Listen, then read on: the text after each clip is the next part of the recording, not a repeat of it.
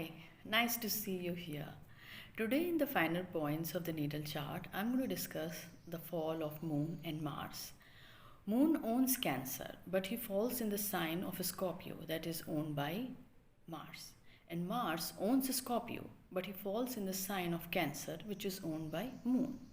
So, why does Mars fall in the sign of Cancer? What makes him do so, or what causes it? So Mars is a strong planet. It's a planet of courage, violence, slaughter, blood, strength. Think of anything powerful. Think of a high velocity speed. Think of something that is coming charging. Think of fire. Think of Mars. So when a powerful charging Mars falls in the sign of Cancer, and Cancer, that is water, feelings, all kind of liquids, rest, comfort, laid back attitude, more of recluse. He kinds of loses his speed over there.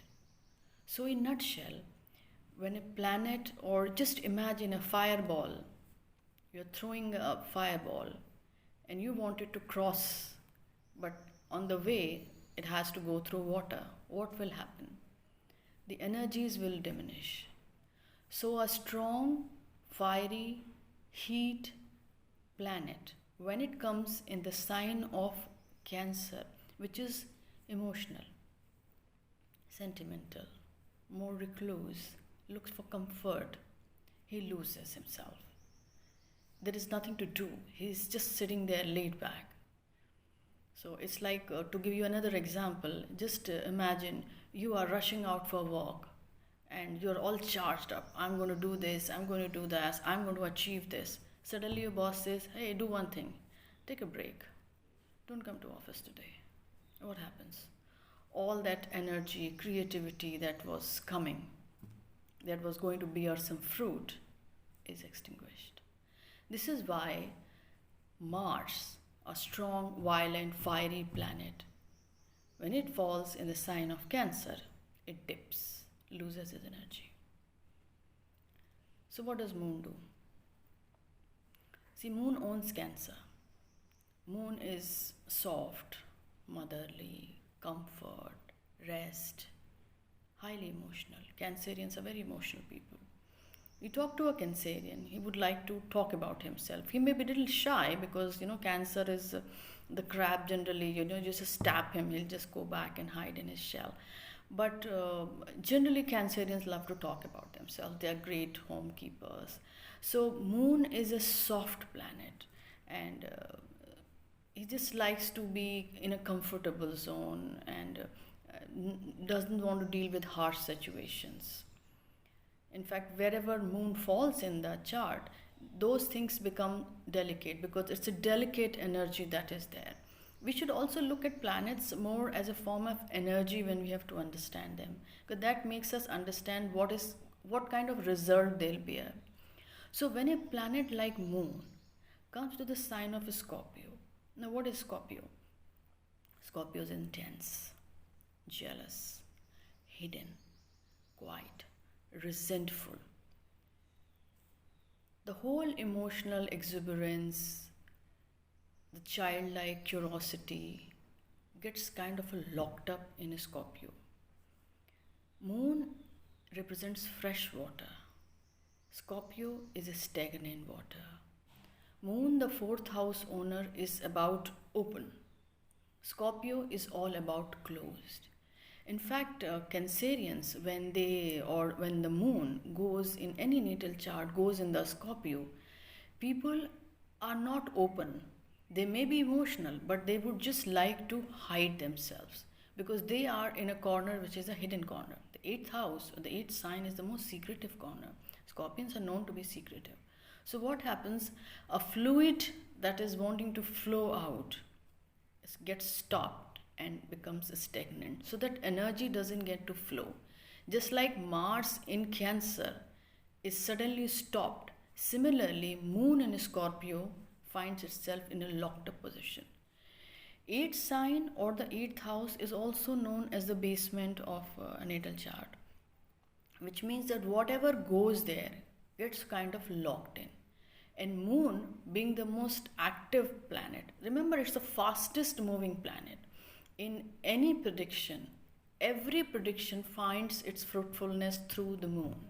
Till moon will not align to the house required, the event will not happen.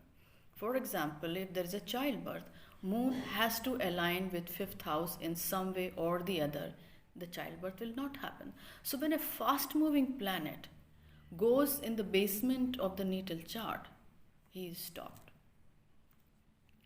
Moon is exalted in the sign of Taurus, and Taurus has one very beautiful constellation, that is Rohini. And Rohini is actually the most beautiful creative constellation in the whole universe. And in fact, moon has been blamed to give by that he gives more attention to Rohini. Oh, he is married to all the 27 constellations, in which Rohini is his favorite. So Rohini falls in Taurus, and Rohini is all kinds of wealth.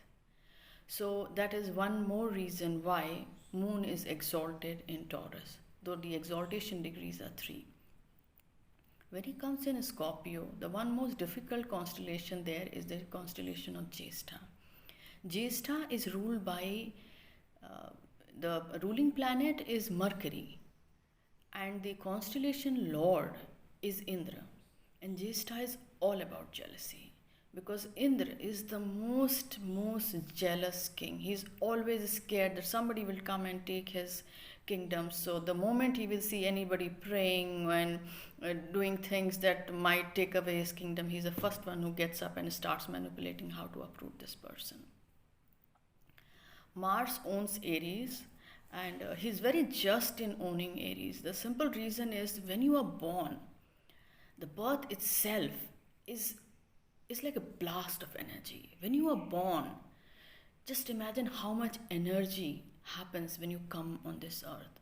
So Aries is the baby sign of the zodiac, and the most active and highly energetic. And he owns Aries, but he is exalted in Capricorn. And I think he is very justified in being exalted in Capricorn, because remember, he is one planet who's courageous, hardworking, he has valor, he has the topmost energy. So when he goes in the sign of Saturn, which falls in the Kalpurush in the 10th house, he gets to do some work. That is why in 10th house Mars is considered one of the best positions, because he is going to perform there. Give an energetic man work to do, he'll perform. Put him in a 4th house where you tell him, lie down the couch, watch a movie today, he'll flop. So Mars is very well justified being in the sign of Saturn. Though the Saturn is a slow planet, but the sign here helps him discipline. He finds his whole energy gets a right direction in Capricorn, and that's why he's exalted over there. Also, Mars has Dhanishta over there, which is his own constellation. So this is just in short to tell you why the planets are exalted in some sign and why they fall in some sign. Always look at the planets as just not the planets. They are pure energy. They are the energies that we need to live on this earth. So the natal chart is also about how much of energy we have got in this chart. Is the energy heightened, or has the energy lost its strength? This is also one way to look at the chart. So thank you very much for watching, and please like and subscribe my videos, and to read more go to my website mehnabhatnagar.com. Thank you.